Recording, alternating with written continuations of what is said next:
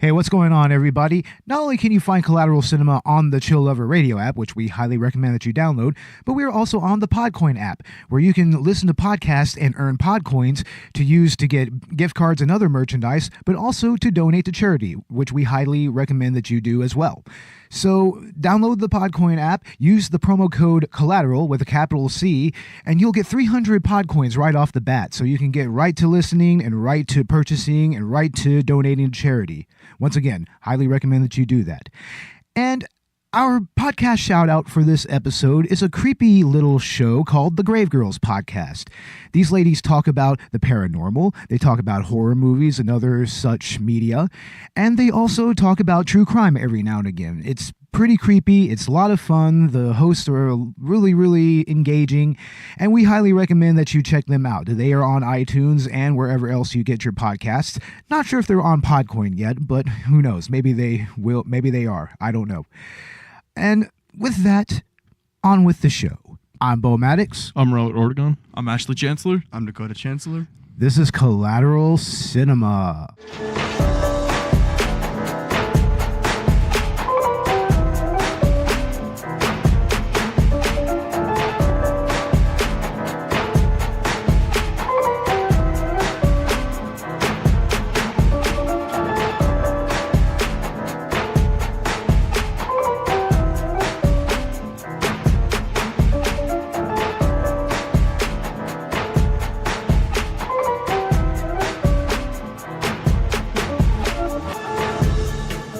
Welcome to Collateral Cinema, the only movie podcast that matters, where we focus on good movies, bad movies, and everything else in between in the world of cinema. We're podcasting straight from somewhere in South Texas, and yes, my friends, we are a 420 friendly podcast. So whatever you have, be it dabs, be it blunts, be it joints, be it bongs, be it bowls, smoke it if you got it, especially on this occasion, because this is the beginning of our month-long 420 extravaganza. What do you guys think? Oh, hell yeah. Merry Christmas, everybody. Blaze it, guys. Yeah, it's Stoner Christmas, right? Stoner Christmas. Motherfucking Stoner Christmas. You got the Christmas lights all in the studio. Oh, fuck yeah. Yeah, we're in a completely different place than our last 420 episode, right, Robert? Oh, yeah. Yeah, our last 420 episodes we did, it was How High and both of the Super Troopers movies. Yes. Yes, it And was. where were y'all at when y'all recorded that? We were in my bedroom, actually. Big upgrade now, huh? Yeah, this is a huge upgrade compared to that. It was a studio apartment loft. It's a loft, bro. It's a loft. It's a sweet loft. It's a carriage house. Oh, certainly. A carrot house. Carriage house. Carriage house. Oh, God. Buttercreamers. Buttercreamers unite. Oh, my God. We're going to go down the Buttercream gang route. Hey, you did it on our podcast. Oh, I know that. But yeah, we may as well just go ahead and get it all out in the open. Hi, we're the Buttercream gang now. I'm not a full-fledged member yet, so Yeah, he's a prospect. there you go. Just like some Do you- anarchy. Do you buttercream hard for Jesus? For MAGA? For MAGA. Oh, my God. Well, this 420 is starting out well, right? Elon Musk in it. Already. Well, we have 2 episodes this 420 season, this entire month, and they're both going to be focused on stoner movies, just like we did last season. And the first episode is going to be on Pineapple Express. It's the 2008 action stoner comedy directed by David Gordon Green, who directed the Halloween remake, right? Yes, you did. That's correct. Yeah, we did that as our season premiere this season, and we had a lot to say about that, right? Oh, yeah. Yeah, I mean, David Gordon Green and Danny McBride, they did a great job on that movie. And who produced this movie initially, Robert? Produced Judd Apatow and Shauna Robertson. Shauna Robertson? I believe. Right on. Yeah. Right on. And it was written by Seth Rogen, Evan Goldberg, and Apatow, right? Yes, it was. And the production of this movie was kind of interesting. I mean, I guess in many ways they were trying to just make literally Lethal Weapon just on weed, right? Yeah, Yeah. pretty much. I mean, in many ways, I mean, this plays on a lot of different action tropes, and I mean, the screenplay is really stellar. It's almost Tarantino-esque in some respects, right? Oh, yeah, definitely. I mean, it's just things are in a little bit more of a linear storyline, but I mean, the stoner elements are really interesting, as well as the action elements. Like, what do you guys think, Chancellor Brothers? I thought this was a hilarious movie. I was laughing the whole time.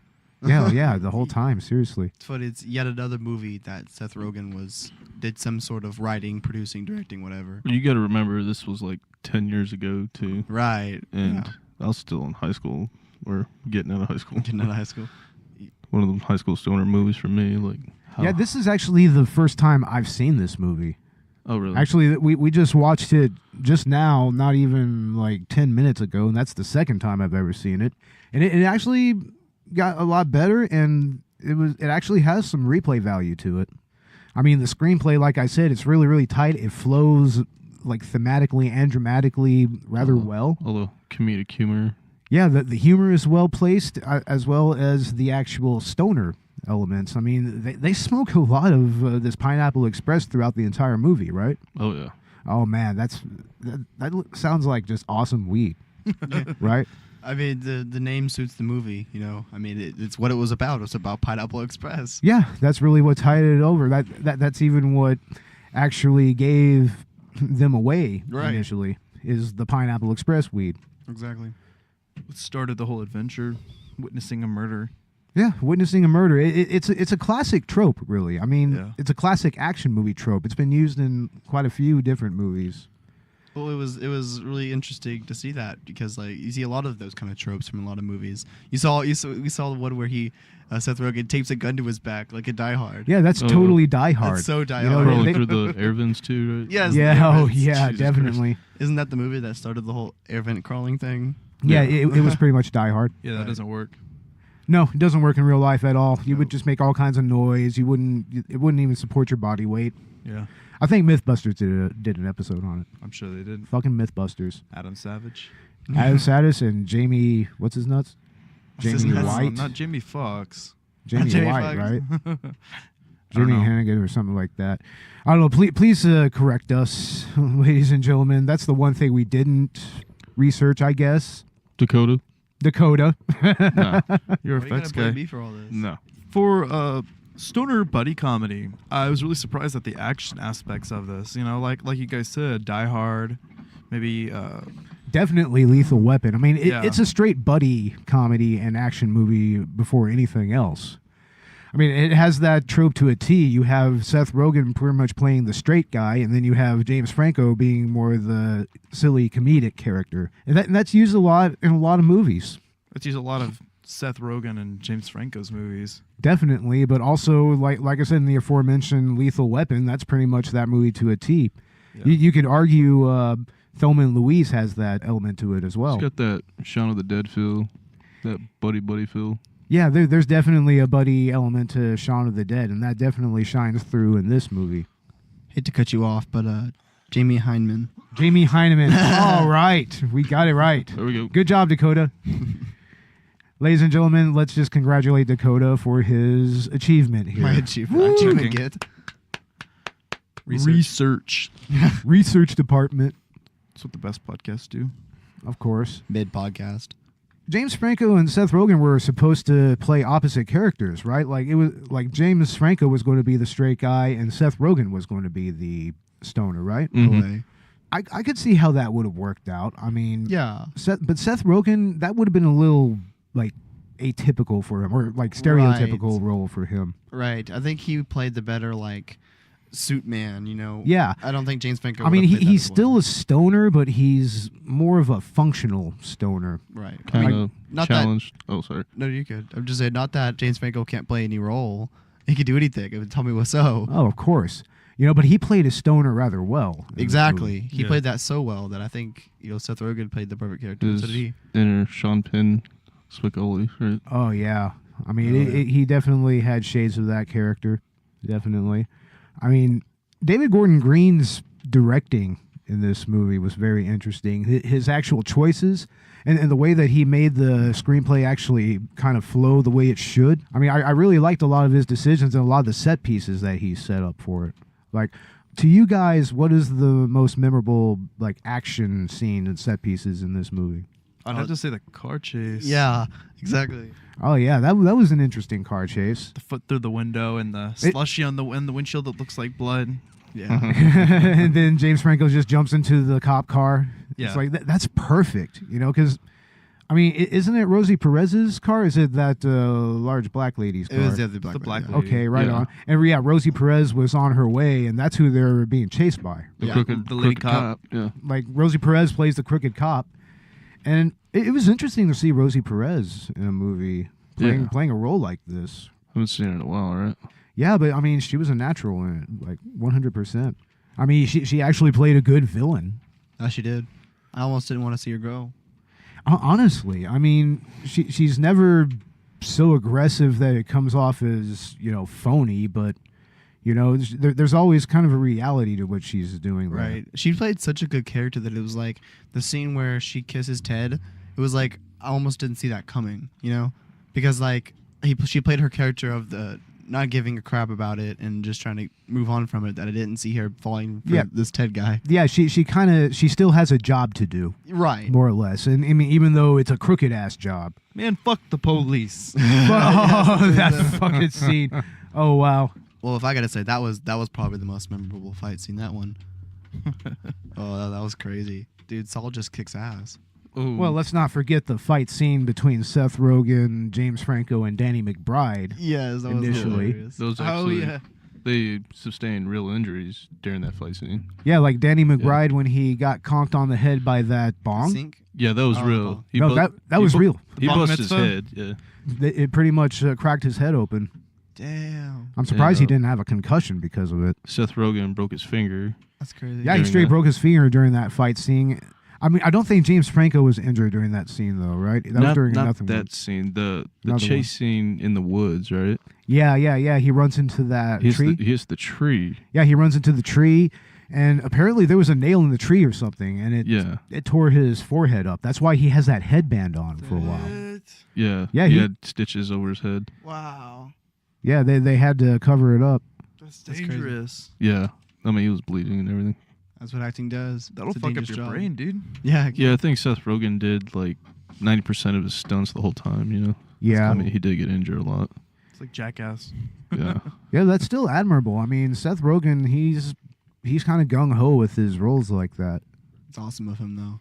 That's what I do if I was an actor. I'd do my own stunts. Oh, yeah. Jackie Chan it up, right? Oh yeah. Yeah, seriously. It's like you're a stuntman before you're an actor. Has Seth Rogen done anything kind of action oriented like this since then? The Interview. The Interview. I never really saw The Interview though. Oh, it's You so haven't? great. Oh, Seth no, Rogen and I James haven't. Franco. I mean, the Green Hornet movie was kind of cool. It was. I like Oh, that. it's I yeah, like that's that. right. He was the like that lead in when it the came out. Green Hornet movie. That's Yeah. right. And who played Kato? Some Asian guy. Not that sure. Yeah. Some Asian guy. Oh, that's wonderful. But I can name It's not John Cho. Van Williams, the old one. Not and John Cho. Bruce Lee, too. Dude, From the old one. That's O- racist. Off topic. Did y'all hear that John Cho is going to be Spike Spiegel in I the did. Cowboy Bebop? Yeah, I saw that for Cowboy Bebop. That's legit, right? Dude, his parents go to our church. Yeah. That's awesome. That's Yeah, fucking cool. To my family's church. He's gonna be Spike Spiegel. That's Yeah. fucking awesome. You two don't even know what I'm talking about, do you?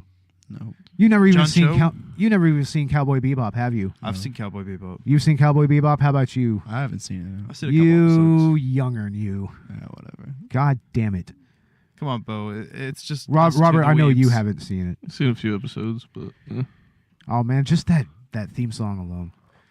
I want to meet your parents. I just can't. I have a job. I just know they'll like you, that's all. You're great. And you're sexy. I just want them to see that.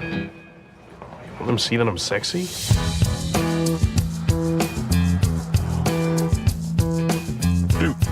Dude.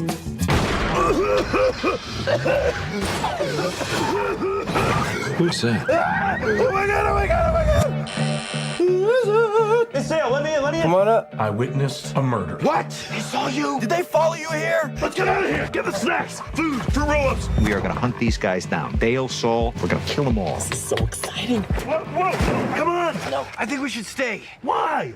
Because I'm in the dumpster already. I fly like paper, get high like planes. If you catch me at the border, I got visas in my name. If you come We're coming at you with everything we got. You are dead.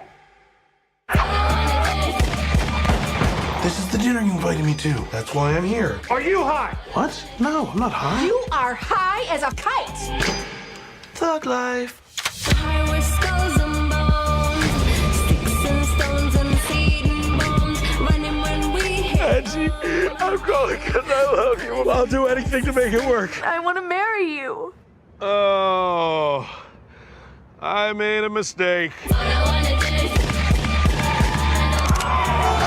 I can't see. Well, kick out the window. Isn't that what they do? I think I pulled my groin. Get your foot out of there.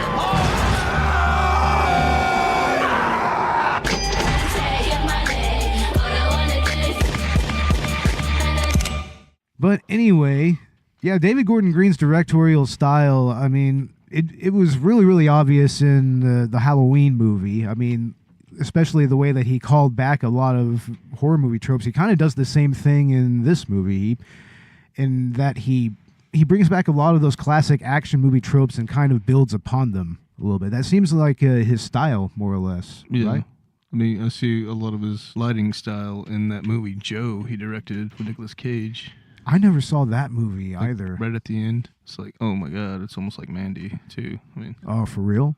Yeah, it feels like Halloween. What do you do with the police car lighting? You know? Oh too. wow, no shit. I mean, you can tell it's Halloween. And his choices in lighting in that movie really added to the atmosphere perfectly. And this movie, like the cinematography, it always has kind of an old school vibe to it, right? Yeah, I agree. I mean, that kind of contributes to the action movie feel. That's what I think. I could see that. Feels like something out of the 70s. Yeah, it kind of has that 70s buddy action movie feel, or Especially like the couches. like late 70s, early 80s, maybe. That shag carpeting, especially all the interior pieces, like when you go in Saul's apartment, right? Yeah. And also kind of the way that the story flows a little bit kind of has that vibe to it. I mean, going back to that screenplay, you know, how it flows so evenly. I think it's because it's borrowing on the framework of those tropes and that the genre of action itself. You know, it's just building upon it. That's kind of how I see it anyways. What do y'all think? Man, did I smoke you people stupid? No. Did we smoke you people stupid?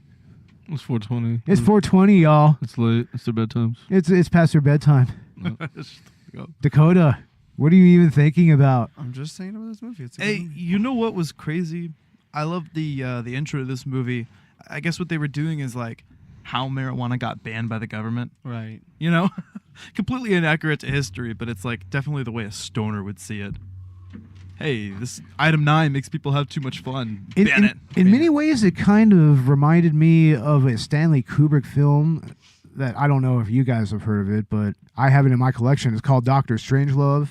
It's an all-time classic satire about war in the military and everything, especially nuclear war.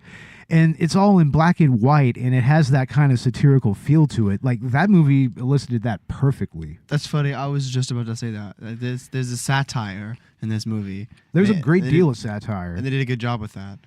That's what I was thinking about. I mean, maybe satire of the action genre and also satire of stoner tropes. Right. Well, yeah, exactly. They satirically follow the action film, you know. That's why you see tropes like you see in Die Hard, you know. Strap on the back, things like that. Yeah, but also, I mean, you have Danny McBride's character, which in Yes. many ways, I kind of feel like he kind of stole the show in many ways. He honestly did, especially near the end there. Oh yeah, he was just breaking out too, right? Yeah, breaking like, out star. he pretty much like died how many times in the movie? At least 3 different times. Dude, he was shot like 7 times, I and know. he should have died the first time. Originally, yeah, he was supposed to die.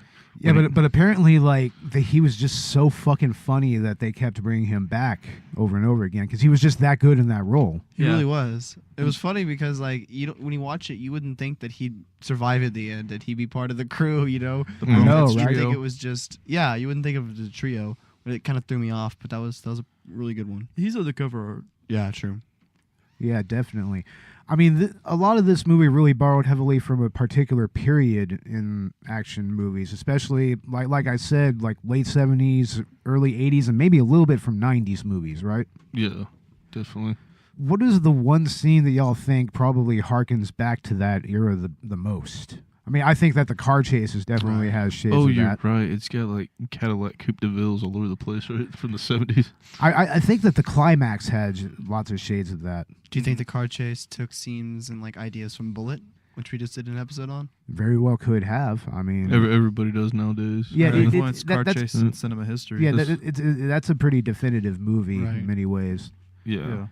Yeah, so obviously they're gonna have shades of that. Everything started with Bullet Root. Oh yeah. What do y'all think about the actual interplay between the stoner movie that this is and the action movie that it is at the same time? Like, honestly, I kind of feel like both elements kind of prop each other up a little bit throughout the film. Yeah. What do you think, Ash? The elements of being a stoner film and being an action film. Yeah, they kind of link together a little bit. You know what it They is? meld together seamlessly, I think.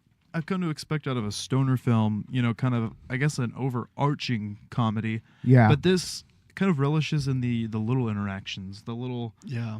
just laugh in the moments that you're not really sure fit in the movie. Like, what was the point of that scene? But then, a lot of times it does come around. You're right. Well, the jacket scene where he puts the jacket on. Yeah. On him and he uses it. He called back later. He says, "I gave you my jacket." When Dale puts Seth Rogen's character puts the jacket on James Franco. Right. Saul. Yeah. I mean, it was really interesting how Franco and Rogen kind of played off of each other, Yeah. more or less. I mean, it very much plays on the whole straight man, funny man bit, but it kind of expands on it a little bit, because, technically, I mean, both of them are coming from the same place. They're both stoners. Yeah. Right. Seth Rogen plays the straight man, but at the same time, he's a little socially awkward, and I think he just wants to smoke, I think what it is that Seth Rogen only has his shit together just a little bit more than Saul does. Right. Yeah. Just a little bit. Dale didn't. I mean, he definitely has a job that has some steady pay. I mean, it's not a very popular job. I mean, process servers, they go through a lot of shit, and some of them can be kind of... Assholey? Yeah, some of them can be. Not all of them, but... You've been served. Yeah. I mean, but it's kind of interesting that they chose that profession for him, honestly, because it seems like just the kind of job that fits his character, but near the end, I don't know. I think that he kind of grows beyond that a little bit. Yeah, I right? agree. He kind of realizes that being an asshole doing this job isn't really doing me any good. Yeah, and I think that's kind of what it's alluding to near the end whenever he's doing the little radio bit. I mean, even though it's a little bit of misdirection, I mean, you think he's going to be on the radio and this is going to be months later, but it's actually at the diner and they're sitting there all fucked up. Yes. They're just kind of recounting what went on. And What just happened? it starts off with that radio bit. Right. I was hoping from that scene where the barn blew up and all that weed was being burnt. I was hoping for a big stoner fest of people from inhaling the flames. I think fumes. that would have been too obvious. Right. That would have been far Right. too fucking obvious. That's probably why they were so fucked up in the diner. That's probably because of that. I mean, shit. That's how that movie Homegrown ended with Billy Bob Thornton. You ever remember that movie? No, I don't think I've seen that. Oh, that needs to be a future 420 movie because that's kind of an underground stoner classic. Right. Yeah. And if this movie follows tropes like we were talking about, I think that would have been a good one to do. But I mean, I just thought it was pretty interesting. They did it in Ted 2. I saw that movie. There's a big old field of weed that gets lit up and Oh Oh, shit. that's funny. high as hell, yeah. Yeah. Oh, we had to do Ted for one of our 420 episodes. Oh, definitely. I remember Workaholics did a skit like that. They used their chimney Yes. and they just put a brick in the fireplace. They literally made it a fucking Bong and a carb. They huge ass just bong. their window Oh, from shit. their whole house up damn bong and just smoking under the chimney. Right? That's fucking hilarious, bro. Freaking hilarious. I love it. That is fucking amazing. But this movie, it actually inspired a real life strain of weed, right? That's what you were talking about. You were Yeah. saying that there's- Pineapple Express. Pineapple Express did not, as a strain, did not actually exist before this movie. This movie pretty much brought that into the stoner lexicon, right? I wonder if was their overarching goal. I wonder if they could have they planned this almost. Maybe, and I'm sure that if weed was legal at that time, they probably would have had a tie-in strain. Right, right. Because remember, this came out in 2008. People would Yeah. just want to buy it because of the name, based off the movie. It's got to be Yeah. good shit, I mean, it's the weed that pretty much starts off all the events of this movie. Right. Yeah. I mean, I expect it to be some really good stuff if Yeah. you're gonna name it I mean, Pineapple hell, Express, in many ways, it's almost like a MacGuffin because it's what actually leads Ted to Dale and Saul. Right. Yeah, Ultimately, I it's mean, because it's the only weed in town.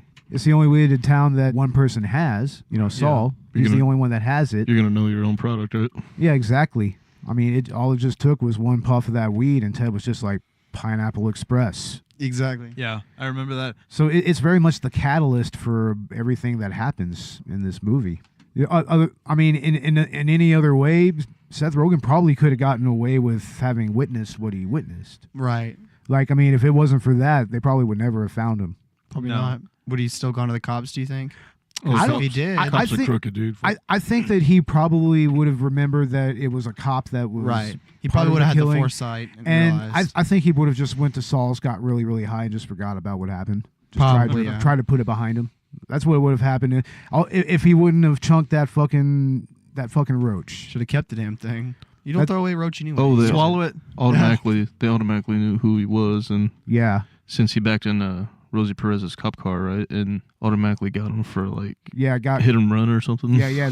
They pretty much got him legally, so Yeah. he's fucked there. But yeah, I mean, the actual strain apparently it came out shortly after this movie when.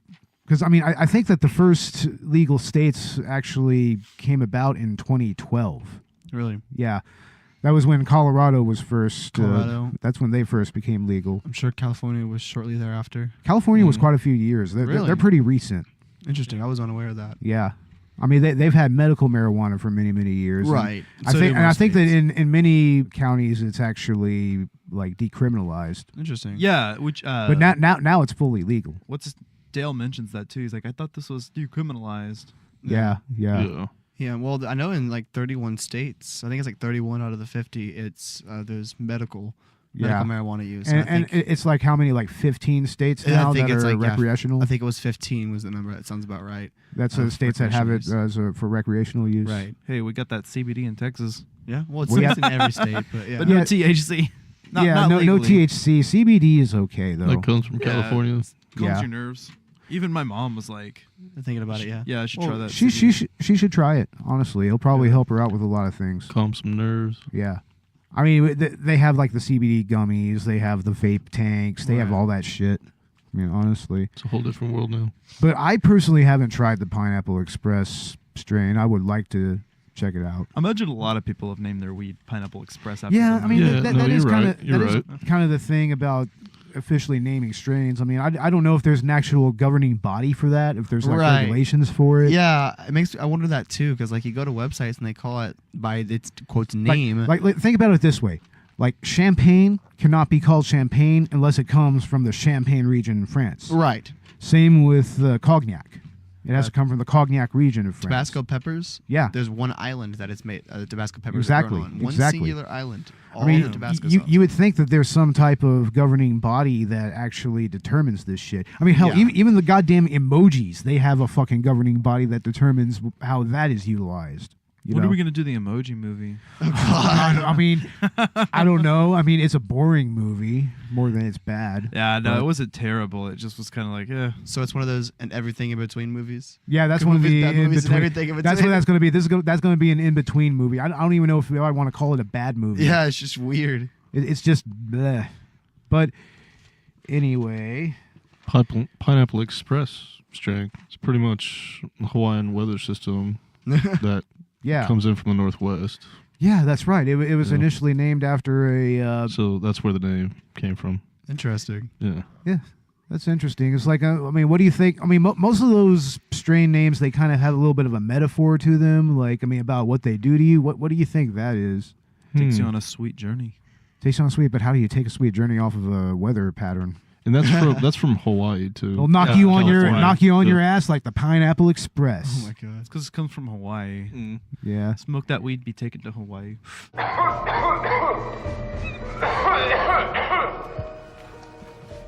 Okay, Private Miller. You've been smoking item 9 for 7 minutes and 13 seconds. We're going to ask you several questions. How do you feel? Well, sir, I feel like a slice of butter melting on top of a big old pile of flapjacks. Yeah. Okay, Private Miller. When you think of your superiors, what emotions do you feel?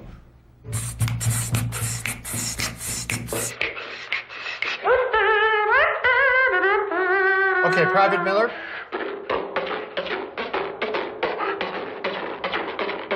Is this normal? Okay, Private Miller? Private Miller. Answer the question.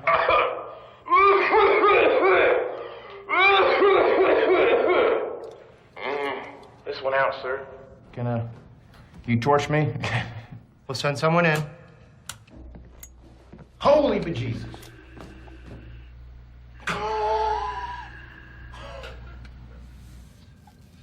Private Miller, answer the question. What was the question again, sir? When you think of your superiors, what emotions do you feel? You know what problem I have with your fucking little dog and pony act you call the military? Here it is. 1, lots of dudes.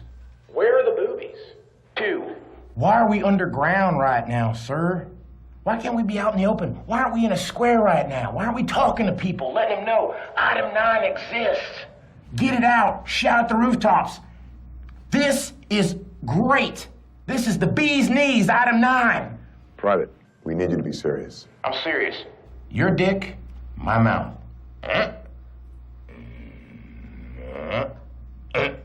That's inappropriate.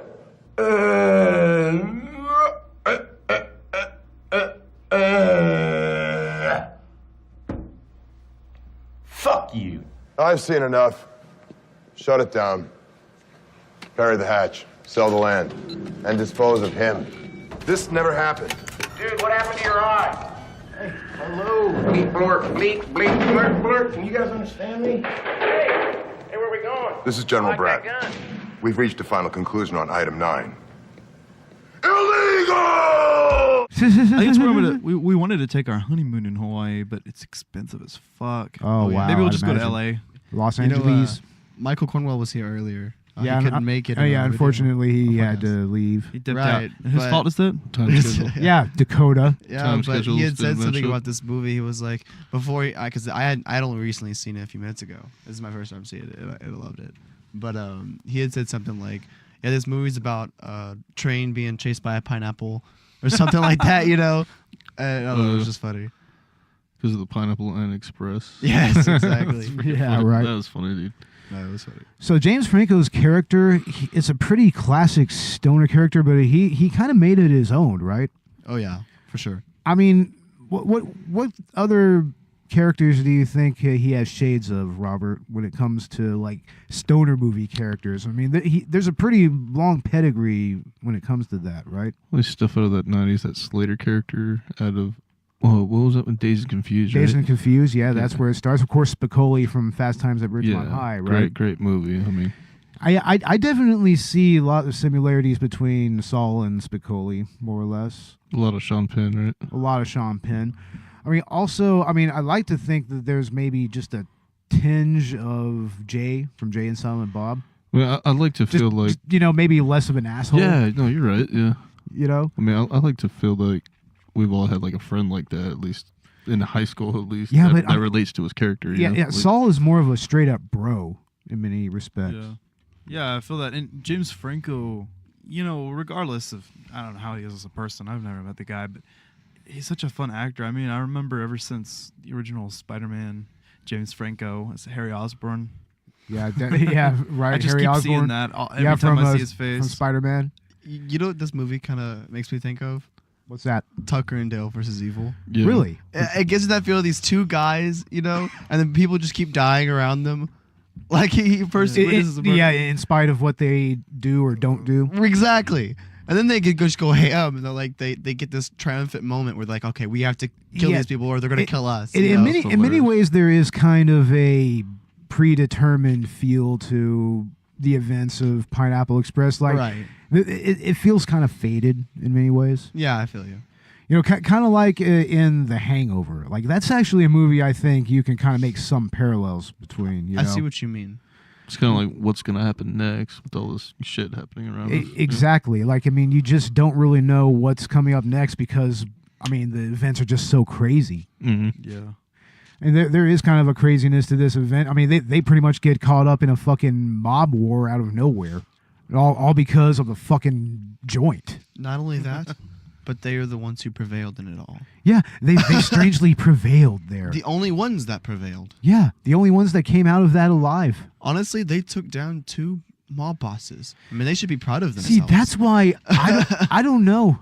I know that James Franco's Bubby comes and picks them up, but I'm not entirely convinced that they're all alive in that scene. I think that that they're pretty much like in some type of purgatory, or they're just like they're in the middle of their death throes or something like that. Do you think they somewhere in the afterlife? Yeah. Do you think they pulled a Lost on us? Spoilers. I don't know, because if you look in that scene, it's interesting. I mean, they're all just completely fucked up. Right. I mean, Seth Rogen is bleeding out from the ear. Danny McBride's character should be James dead Franco already. should have been dead. I mean, that the percussion from that blast should have fucking killed everybody. Yeah. No, exactly. I mean, there's just no way around it. Right. And then just the absurdity of Red coming back a third time. Danny McBride, like just out of nowhere, after the goddamn building just blew up. Honestly, for all intents and purposes, they are dead. They are dead.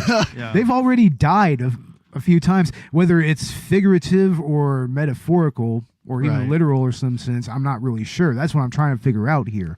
No, I like the feeling of them teaming up at the end, though. I liked it too. Stoner comedies always go overboard. They always but I mean, go out of reality. Just notice that they're just now realizing that, hey, maybe we should go to the hospital. Yeah. Like, how do we know that they make it to the hospital? We don't know anything. What if they go to jail? We knew the cops were after them. But I mean, what if they're just not even alive at that moment? What? Yeah. I like to think so. I mean, they were planning on a Pineapple Express sequel. That is true, but I don't know. I mean, I guess in some ways I'm trying to make the theory and try to make it work somehow, because I find that to be kind of compelling. It's a little cliched in some ways, but I mean, it kind of fits though, to me at least. I mean, I don't want to be that guy, but I guess I'm just going to be that guy. Conspiracy theorist. God damn it! Yeah, I guess so. Fucking shit. By the way, everybody was not dead the entire time in Lost. That's not how it worked. Not quite. They all died at different parts in their lives, and then they gathered in the afterlife, which was the flash sideways. Yeah. I don't know. Lost was weird. I didn't watch all of it, but I got that part. Yeah. Lost spoilers, ladies and gentlemen. That's what we gave to you. It does say in big capital letters, spoilers. Yeah, but I mean, nobody's expecting spoilers for Lost. I mean, I know it's been around for a while, and there's really no excuse for not knowing what happens. But well, you can cut it if you want, but I don't care. I'm going to keep it in. It's just that I think maybe on the show notes we should say something about it. Snape killed Dumbledore. Fucking retard. Oh my God, I'm gonna keep that pause in there as well because that was perfect. That was perfect. God damn it! I know I got no reaction from you guys. I felt upset about my joke. I thought it was funny. It was funny. Coda, you're an actors guy, all right? Who did you see here? You were intently watching this, by the way, after having delayed us and making us watch the movie again, which is no problem. It's a fun fucking movie, but we lost Michael Cornwell as a guest host because of it. Yeah. Anyway. You were focusing pretty intently, and I know you have a thing with actors. Anybody you recognized? There were too many guest stars in this movie, honestly. Besides your main few, which was Danny McBride, James Franco, Seth Rogen. I mean, wasn't he Rosa? Well, actually, you want to know who the main villain Ted was? That was Lumbergh from Office Space. Really, I haven't seen that movie. I haven't seen Office Gary Space. Cole. Yeah, actor Gary Cole. Yeah, I'm pretty sure he was Lumbergh, right? Yeah, Office Space. Yeah, he was Lumbergh. He was in those Brady Bunch skits, man. Yeah. Brady sequel, right. A very Brady movie or something. Right? Who did he play in that movie? He's the father, right? Oh shit, is he Greg Brady? Mike Brady. Mike Brady or whatever. The father, the architect, right? No shit, he actually played Mike Brady. Yeah, remember those shows out of the 60s? You never seen the Brady Bunch? Yeah, I've never seen it, but I've heard of it. It's like we'll talk about it. 5 seasons. God damn it, I'm old. I guess I'm old now. I remember when there were still syndicated episodes during the late 80s and early 90s of Brady Bunch. That's actually what led to the actual movies being made. Nick at Night. Because they were still successful in syndication for many years. So they made a movie in the 90s, which was just the goddamn Brady Bunch being the Brady Bunch, but in the 90s. So this like sunny 70s optimism versus 90s hardcore grunge cynicism. Was it good or was it shit? It's weird. It's funny, dude. It's weird to me. Did they use the same cast from the TV show or what? No, they cast different people. So it was a total recast. Alice and the mother come back though. Oh The yeah, original that's mother. right. Yeah. They come back for cameo. But Ben Stiller's wife, is Marsha, right? Oh yeah. It's freaking hilarious. Fucking A. So, Seth Rogen, Danny McBride, James Franco, David Gordon Green, Judd Apatow, they made quite a few movies together and in various permutations, right? Yes, they have. Like, Danny McBride and David Gordon Green, of course, did the Halloween remake, which we have a full episode on. We highly recommend you download. We highly recommend it. Please download that. Yeah. That was very interesting in his directorial choices. How the story actually came out in that one. #1 in the box office overnight, baby. That was really cool, man. And also, they did the Alien Covenant movie, right? Yeah. Yes, they did. I never saw Alien Covenant. Have you guys seen that movie? I haven't. No, I don't remember. Have y'all seen any of the Aliens movies? Yes, I've seen the original. I've seen brief pieces of the whole series. You got to see the sequel, man. I saw Aliens is fucking fantastic. Yeah, Aliens, Alien 3, Alien Resurrection. I have all 4 of those movies. You said where does Covenant take place? Covenant is supposed to be like a kind of a after Prometheus, right? Yes, I'm glad you said that because I forgot that. Yeah. Right after Prometheus, pretty much. Have you seen Prometheus? I saw Prometheus. I saw that one too. That's the prequel to the entire Aliens franchise. Yeah. Pretty much. That's where it starts. Crazy. So, you were talking about Seth Rogen, James Franco, Danny McBride. They did This Is the End. This is the end. Oh my God, I love that movie. Yeah, that has like a whole. Has a lot of people. About celebrities. Jay Baruchel. Yeah. Jonah Hill. Like Michael Cera's in there. All the super Emma Watson. Emma Watson is great in that movie. Is Jesse Eisenberg in there or Paul Rudd? Paul Rudd is in it. Rihanna. Yeah. They're literally as themselves. Channing Tatum. Yeah, they all play themselves. It's so hilarious. Like when Danny McBride is kicked out of the house. Yeah. And he ends up like the head of a cannibal clan. And Channing Tatum is his bitch. Oh my God. Oh God, I love it. I love that shit. And the ending whenever they're being raptured. Oh man, that's a future episode because that is just such a fucking great self-referential movie. And of course, you can't forget The Disaster Artist. Oh, of course, man. I mean, that's mainly just James Franco and Dave Franco, though. I believe Danny McBride did a part in that. Did he? I saw his name on his IMDb. It shows he's in the beginning Disaster Artist. when he's talking about that's right. That's he's talking right. about the like room. Kristen Bell. That's too. right. He was as himself. Yeah, that was with Judd Apatow and with Kevin Smith and all them. Yeah, he was as himself. That's right. I remember. Yeah, that was fucking cool, man. Straight up. Of course, how can we forget Superbad? Oh yeah, that's the ultimate. That was another Apatow film, like Michael Cera and Jonah Hill, Seth Rogen and Bill Hader. Which by the way, we forgot Bill Hader has an appearance in this movie at the beginning. During the Doctor Strangelove-esque scene. Yo, Saturday Night Live. I keep thinking of Benedict Cumberbatch when you say Doctor Strange. Yeah. But Doctor Strangelove is fucking fantastic. You motherfuckers need to see it. It was originally supposed to end with a pie throwing fight. It's fucking great. What's that guy's name? Banana Boat Cumberby? Oh my God. Benedict Cumberbatch. Blueberry cupcake? Blueberry cupcakes. Chocolate cupcake. What? Vegan chocolate cupcake. Anybody? Thank you so much for believing me, ma'am. Thank you so much. Well, I tell you this, I bet I get to the bottom of it. I take this badge off and get to the bottom of it. I don't work for the law. The law works for me. I promise you, I've been smelling something in this department for a long time, and I'm going to get to the bottom of this shit. Oh, no. What the hell was that? Oh, what is that?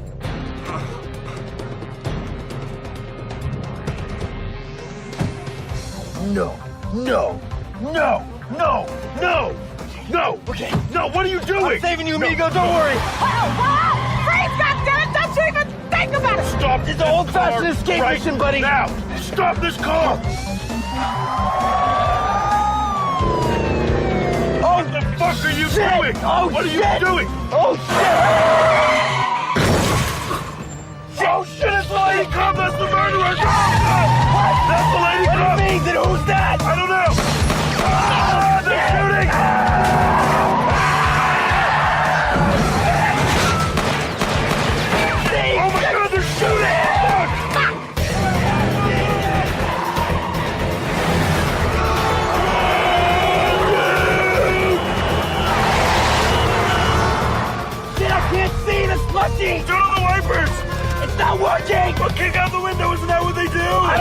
you drive with one foot? I don't know.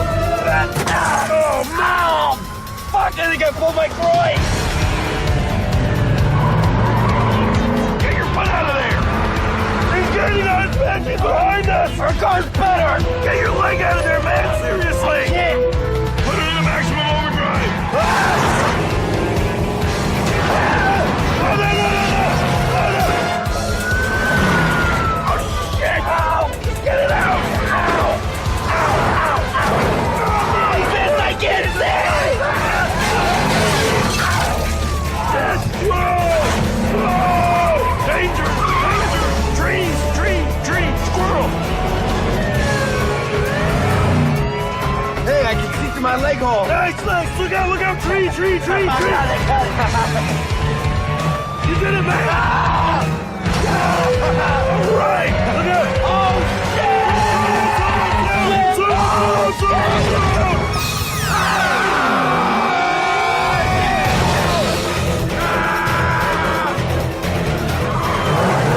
I'm scared. Don't worry, man. I'm handling this. We'll do something. All right, hold on. I got an idea. Oh, shit. Go. Oh, what the fuck was that? Fuck, oh, shit. I'm sorry. I thought you'd just go past. Why? I don't know.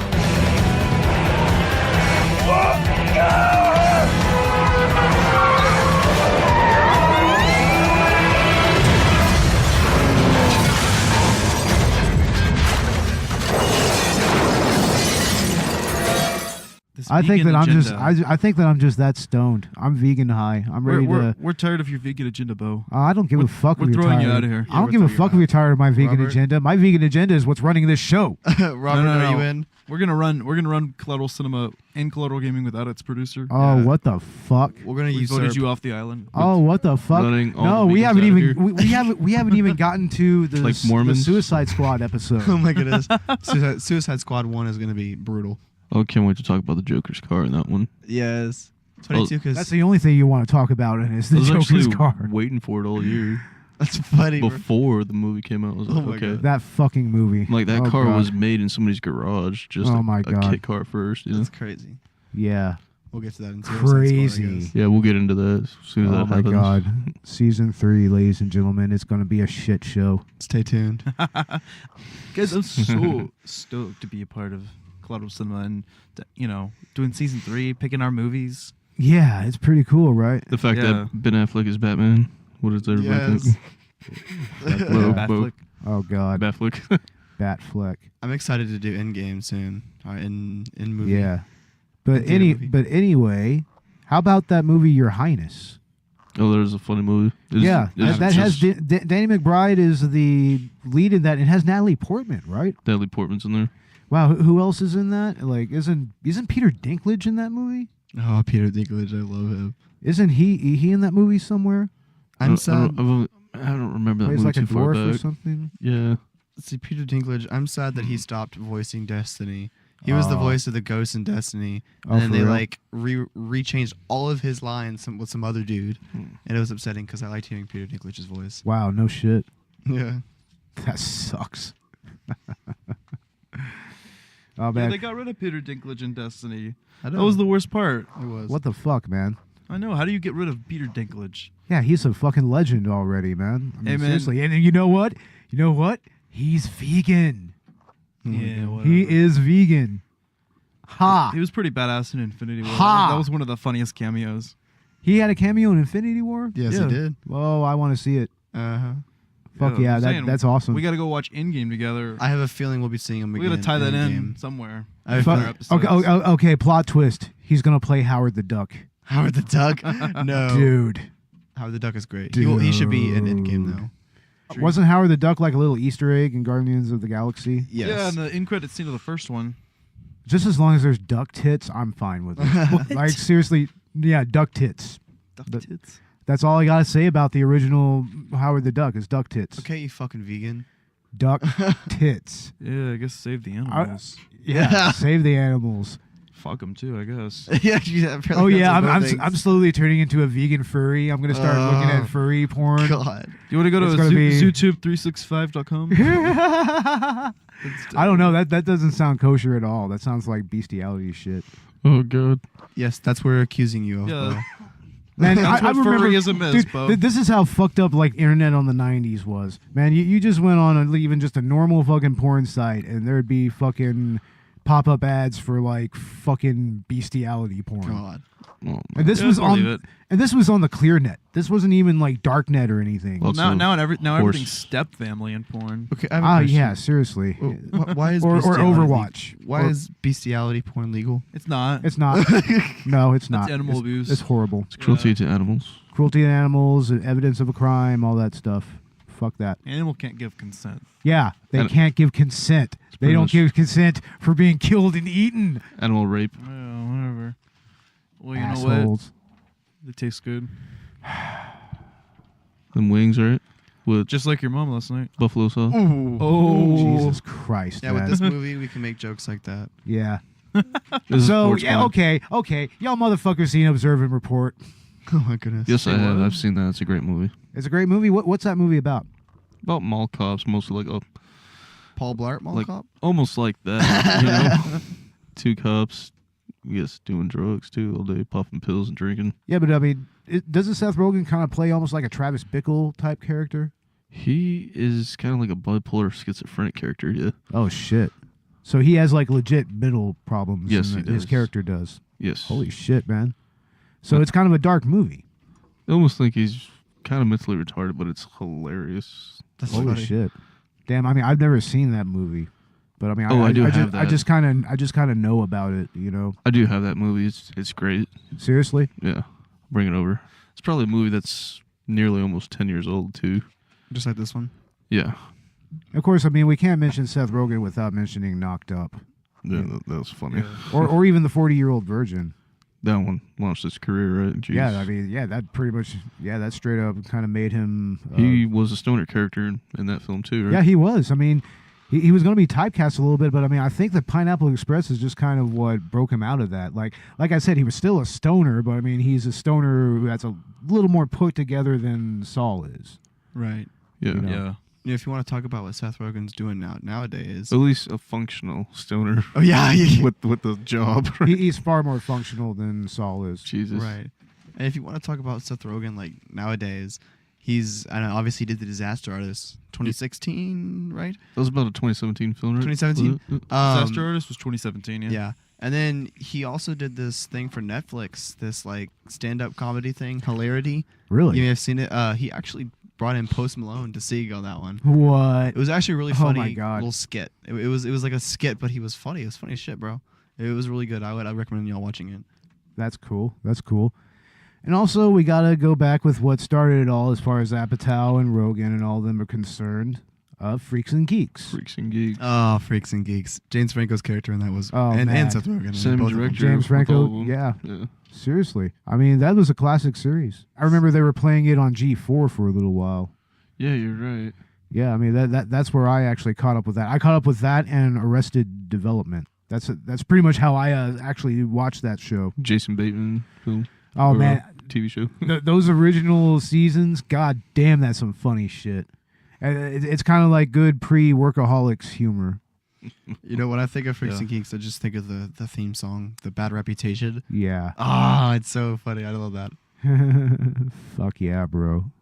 But anyway, let's go ahead and talk about what we're doing this 420, y'all. Like, what are y'all plans? What were y'all up to? Well, I'll tell you what, with Collateral Gaming, we have our very own 420 episode we're releasing on 420. And that's going to Awesome. be on Zelda CDI, Fuck yeah. which is Link the Faces of Evil and Zelda the Wand of Gamelon. Yeah, I So- just set up the emulator on my computer. We've been stoked ever since we were thinking about doing that for our 420 episode. See- We were ready to announce that to the world. Not only do I remember that game on CDI, I also remember watching the Angry Video Game Nerd episodes on that shit. Yeah. And, oh my god, it's like that shit is just so broken. It's such a broken ass game. How does that even work? No Man's Sky. Or, fucking So what's y'all's favorite video games to get high to and talk about? You know? Like I said, Zelda City actually is perfect for that because you have to get blazed as fuck just to enjoy. Right. Yeah, for sure. How about just in general? Any butt killing games, first person shooters? Yeah, Coda like, likes to yeah. play like Fortnite, you know. Back in the day, Minecraft. Minecraft is good. Yeah. Yeah, I played that with him. And No Man's Sky, the game we just Oh did yeah. our episode on. That is really fun to just fly around in space. We will play some when we get home. Definitely. I've been playing a lot of retro games when I get high because I'm a straight retro gamer. That's kind of where I come from. For me, like games pretty much end at PS3. Like pretty much that's pretty much where gaming ends for me. Well, hey, I want to like- make sure we have enough retro games in our lineup. Oh, So certainly. suggest some stuff for us, bro. Well, I know that y'all are doing Earthbound. I've been playing through that a little bit. We're gonna do Earthbound at some point. That's on our list. Good stuff. Fucking, of course, all the Mario games. Right, of course. The Sonic games are still difficult for me. I never was a big fan of Sonic. I was always You're always Nintendo Mario. I was always a Nintendo guy. You know, I've always liked like the idea of talking about an arcade game, like an old one, like I Galaga or something. I miss arcade. man, I miss yeah. arcades so much. I remember getting high and going to the nickel arcade, bringing like $10 and just having a fun night. Right. Well, you could look at these arcade games and they weren't that difficult to build. You know, you can kind of see, but you can tell that was the pinnacle of gaming. That's what started it all. It you know? was. And I could talk about that. You know, there's not much gameplay, but I could still spend a mini episode talking about that easily. Talking about old school arcade games, like for instance, Area 51, all the Right. Mortal Kombat and Tekken games, Right. the Street Fighter games, fucking Battletoads. Capcom versus. Pretty much any of the Capcom side-scrolling fighters that were based on any type of IP, like The Simpsons or Teenage Mutant Ninja Turtles. Remember that Terminator 2 Judgment Day game, dude? Oh, fuck yeah, dude. That was great. Oh, man, that arcade was style. fun. Or Revolution X. Yeah. Yeah, the Aerosmith game. You remember that? I mean, you had like a CD launcher. It literally launched CDs at your enemies. And you had to like rescue the members of Aerosmith, like Steven Tyler, Joe Perry. That's hilarious. Yeah. I think the closest thing to retro we're doing this season is Zelda CDI. And the Right. next season we're doing Majora's Mask. That's pretty retro. That's Nintendo 64. Nintendo 64. I'd love to do like Conquer's Bad Fur Day also. Dude. Oh, yeah. Fuck yeah, man. Fuck yeah. Oh, you can find it online. Right. On eBay. Yeah. But how about movies, man? What's y'all's favorite movie to watch whenever you get stoned? What's always kind of a standby, other than like stoner movies, you know? Like what do you think? Like for me, Conan and I love the MCU. I mean, Yeah. that's so anything Marvel would be a good stoner. anything Marvel. Yeah, I'd put on old Spider-Man. Fuck You know, yeah, it's, Sam Raimi. I could do Monty Python and the Holy Grail. Oh, of course. Oh, yeah. Yeah, definitely. For me, it's usually like cheesy 80s, 90s action movies like John Woo films. Right. Oh, you know what? We got to put on like a trauma film. Oh, I got You guys some got to show trauma me like films. Nukem Tons- High and. Tons of Oh, are you sure that you can handle Nukem High? classic. Well, I can Nukem handle High. Hectic Knife, so. Oh yeah, but you think Hectic Knife was crazy? Classic Shit. Nukem High, baby. Class of the first one, and then like all the Toxic Avenger movies, Oh, the first one's great. or Beware Children at Play. Oh man, Trauma is fucking great. It- Can't wait to show you motherfuckers that shit. This is like the apex of the vortex of joint engineering. It's rumored that M.M. O'Shaughnessy designed the first one, the guy who designed the Golden Gate Bridge. Of course. My second favorite civil engineer behind Hans Carl Bandel, Madison Square Garden. What you do is you light all three ends at the same time. Really? And then the smoke converges, creating a trifecta of joint smoking power. This is it, man. This is what your grandchildren are going to be smoking. Future. The future. That's amazing. Well, got the weed Yeah. in the I bag. don't Beautiful. get that one. I'll get it. Okay.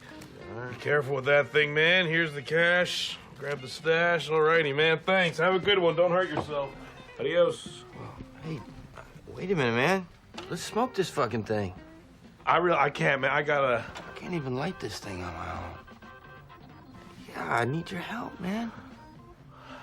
I'm in. Come on! Dude, why not? Oh, Let's do it. Yeah! Why not? What do I do? Okay, here's what you do. You equip yourself. I'm equipping. Okay. Equip me, Now, sir. There we Nice. go. Okay. You are going to light these two ends Okay. while I light this end. Okay. Are you ready? Ready. Blast off.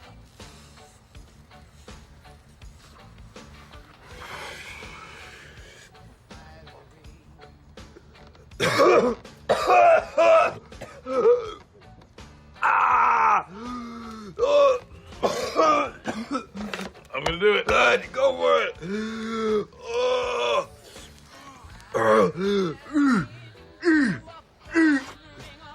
Yeah. It's better to cough. It's like makes you 10 times more higher than the crossweed and the Pineapple Express, man. You're like totally fucking gong showed, man. But also, I mean, I like watching good old-fashioned horror movies when I get stoned. Like, just good 80s. 80s slasher movies. Yeah, I like 80s slashers, man, definitely. Yeah, I mean, seriously, just some Friday the 13th, some fucking... Even kind of the one-offs, you know, like Chopping Mall. Yeah, low budgets, it really doesn't matter. Yeah, seriously, Intruders, which we're going to be doing later this season. You on. must be kidding. Oh, we are totally going to do it. And honestly, it relates to our experience because it all takes place in a grocery store. I was just doing the Tommy Wiseau quote. Tommy Wiseau, do another one. What a story, Bo. Yeah, it is. It's quite a story, right? It's a great story. You know, another movie you have to be stoned for is Freddy Got Fingered. Oh, of course. Yeah, I mean that you just gotta be fucking blitzed for that. You have to. That's the only way to actually follow the world in that movie. And then there's movies that are just so hard to follow when you're too stoned. Yes. I mean, Yeah. last time we had a difficult time with Bullet. I mean, we were just analyzing the cinematography. I know. You're right. That's We what were we were too doing most of the focused. time. Yeah, seriously. Not really more of the story. Yeah, I mean the story for what it was interesting. Yeah, but no, it was I mean good. to me, I mean the actual production of the movie kind of overshadowed it. A little Yeah, bit. but a lot. Yeah. That Mustang, that green Yeah, Mustang yeah. alone. Yeah, but I mean that was still an interesting movie to do, and I'm glad we did it. Stephen Queen's one of his best. It was. Robert, what's some of your other favorite stoner, or should I say, movies that you like to watch when you're stoned? Or better yet, how about television, guys? What do y'all watch when you're stoned and you want to watch some TV? Lately, it's been The Blacklist. Oh yeah, what's that about? Oh, it's a good show. It's about like this criminal mastermind who ends up making a deal with the FBI. Oh wow. So that he can help them find other criminals, so he can expand his criminal empire. It's actually really cool because you Wow. really like sympathize with the character and you understand that he's actually doing things for good. I don't know, and you start to like it, but he always has his secrets. It's a good show. I'd recommend it. Damn. Wow. And it plays out just like any other criminal show, you know, cop show where you have an investigative case and you go after them. But they Yeah, have such a yeah. good story that goes with it. I really appreciate it. For me, anything Adult Swim is fucking primo. Oh, of course. Anything Adult Swim. Like I remember back in the day, I used to just binge the entire fucking block like twice over. That's that's how stoned I would get. I would just smoke blunts and fucking just watch that shit. You know what? You want All- to talk about a show? What's that? Cartoon. Tom and Jerry. You want to talk about? fuck Jerry. yeah, You want man. to talk about what to watch high? Like an anime, man. Watch like your favorite anime, like the one you've Yeah. seen like dozens of times, but like still give you surprised by the fucking fights. Oh fuck, man! I mean, I remember one night, my brother and I, we were holed up in this cottage back here before it was full of a bunch of shit, and we had a TV up in there, and we just spent a night with like a 24-pack of Miller Lite, like a couple of ounces of weed and a bunch of blunts, Oh my and God. we binged through the entire Cowboy Bebop series, the entire series from episode 1 to episode 25. I believe it. Yeah, it was literally like daylight breaking when we finished. That's crazy. Oh, it was a fun night, dude. We also watched the first 3 volumes of Death Note. Oh, man. That's another good stoner anime, Yeah. honestly. Death Note. Because Death Note. I don't know, man. I don't know if I could pay attention to Death Note. it's actually really conducive to stoner rewatching. You know, Yeah. because it's just there's just so much over the top shit going on in that anime. Right. There's just so much going on, period, though. That's such a complicated plot. Yeah, but just the characters themselves and the whole interplay between L and Light, I mean, it's very, very fucking like intense and over the top, and honestly, sometimes hilarious, quite frankly. And then Ryuk, of course, I mean, he's just like in the background, just fucking around. Hey, if there was anything good about that the American movie of Death Note, it was Willem Dafoe as Ryuk. Oh, yeah. Honestly, I could totally see Willem Dafoe as Ryuk. That's primo. But I never saw the live action, you know. It was okay. It wasn't horrible, but, you know. It wasn't horrible, but it wasn't... I don't know. Like I said, I didn't see it. Yeah. I did see the live action Japanese version, and to me, they nailed L a little better. Yeah, I've seen some of the clips from those. Guys. Yeah. Okay. We're stoned as fuck. We are stoned, and we're going on tangents about anime and shit. I think we've happened already pretty much finished talking about Pineapple Express. I mean, let's go ahead and go into our final thoughts on that. Let's start with Robert. What are your final thoughts on that? Like, do you have any other like trivia to add to it? Like, what else can you say about the production of this movie or the You want story? me to give it a rating? Like out of 5 we're or not 10? we're not rating it. Just No. give me your thoughts on it. You know, I think it's, you know, the classic buddy stoner movie that everybody should put on every once in a while, kind of like Fanboys, you know? Yeah, Fanboys is in and of itself kind of a stoner movie. It kind of grows on you, and when I first saw it, I was still in school, so that was a thing to watch. I mean, Superbad just happened first, you know? Yeah. I mean, Superbad was such a fucking cultural force in its own right.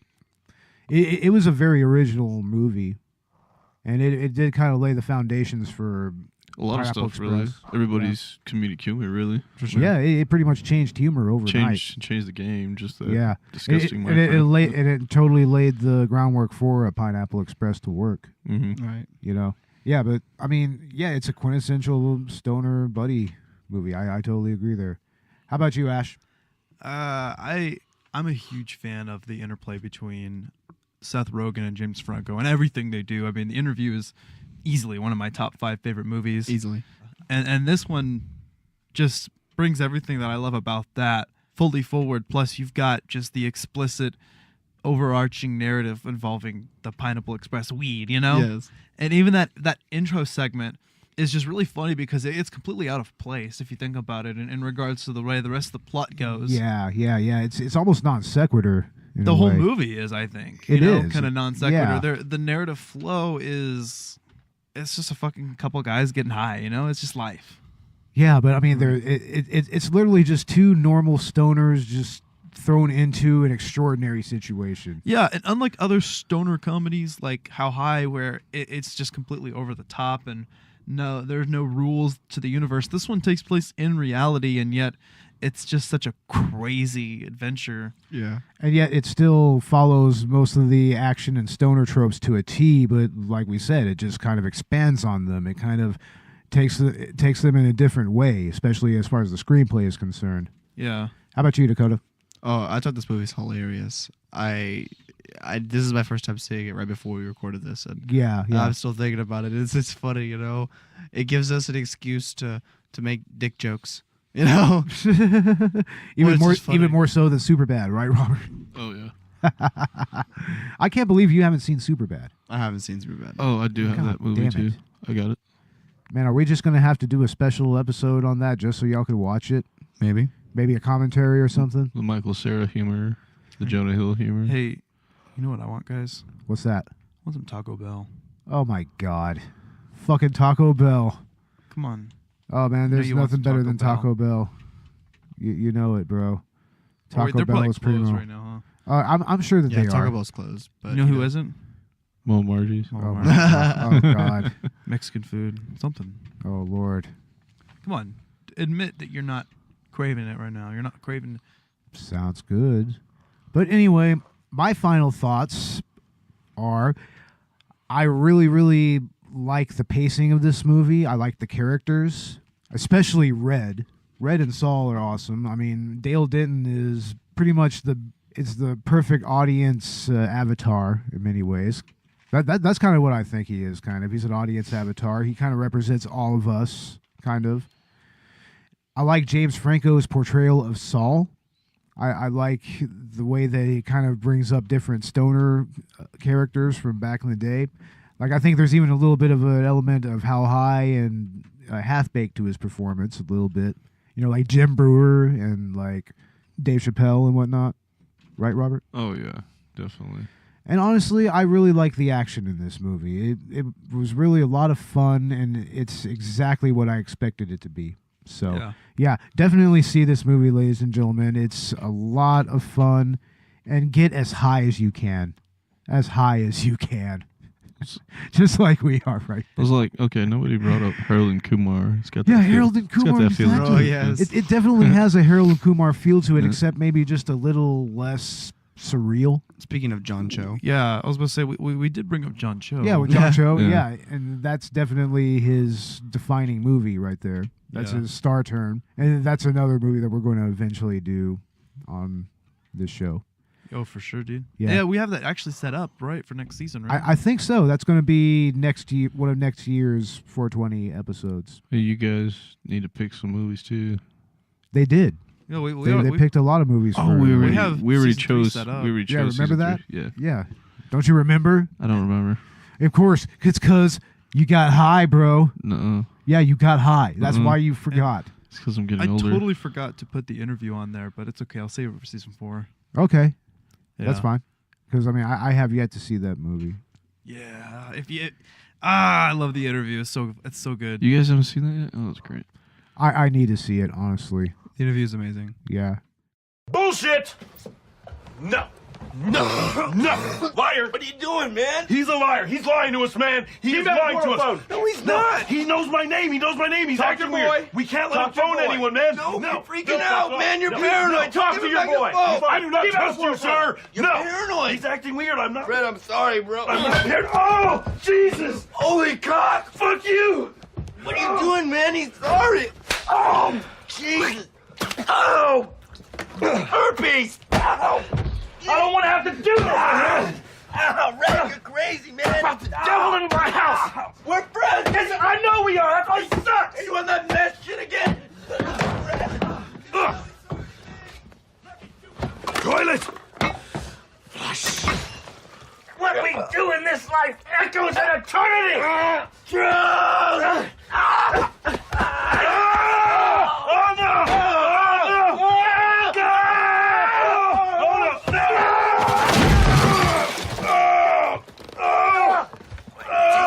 He's going for the phone to call Ted! Stay out of here!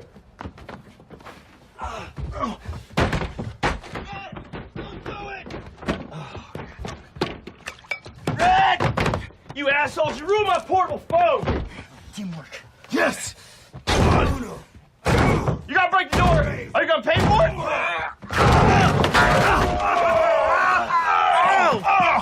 Phone!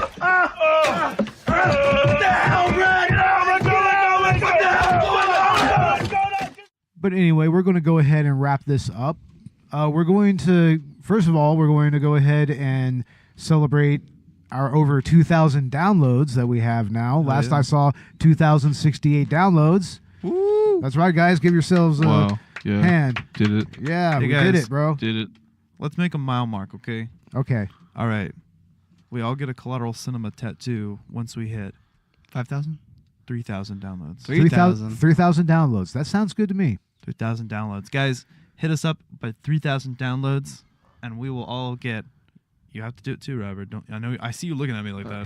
He's like, I don't know about this. I don't know about this either. You're the only one that, besides me, that actually has tattoos. You should be opposed. One tattoo, and I got that when I was like 18. Damn it, man. But Bo and Dakota, y'all don't have any tattoos. Nope. This one right here. Yeah. Look at that sexy beast. I've got some sweet, tasty ink. Sweet. This motherfucker. Oh, yeah.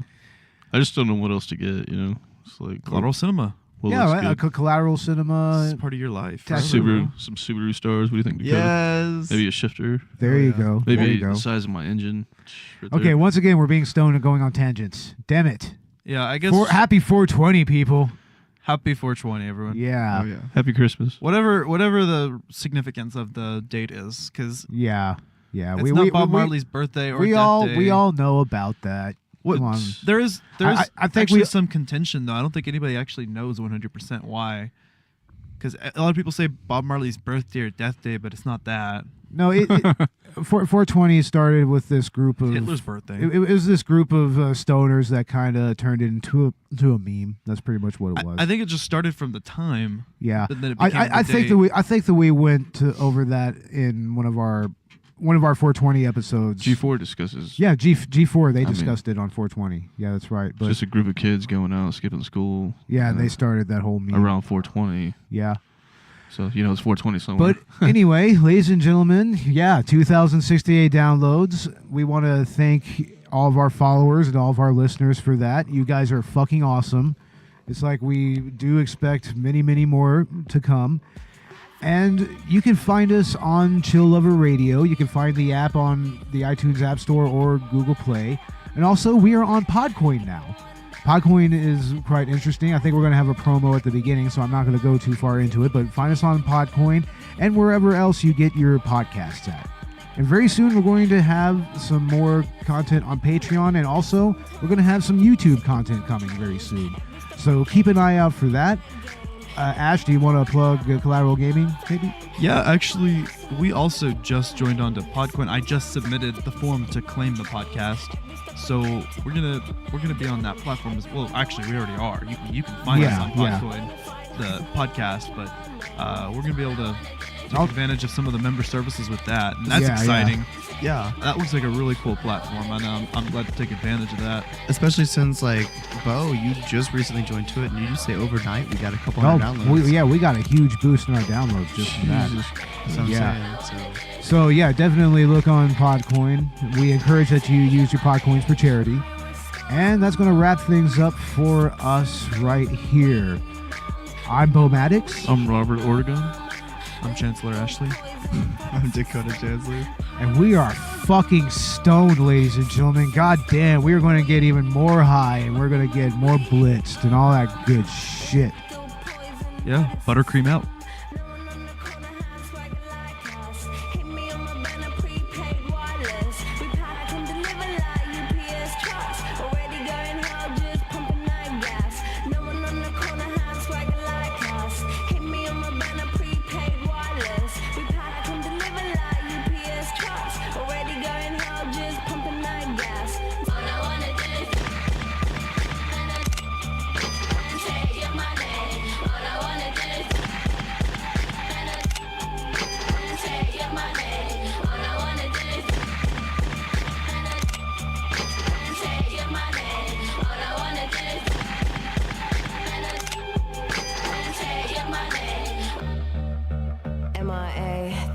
Democracy. Yeah, I got more records in the KGB. So, no funny business. You already are. Some murder. Some of them I let go. Some murder. Some I let go. All I wanna do is take your money. All I wanna do is take your money.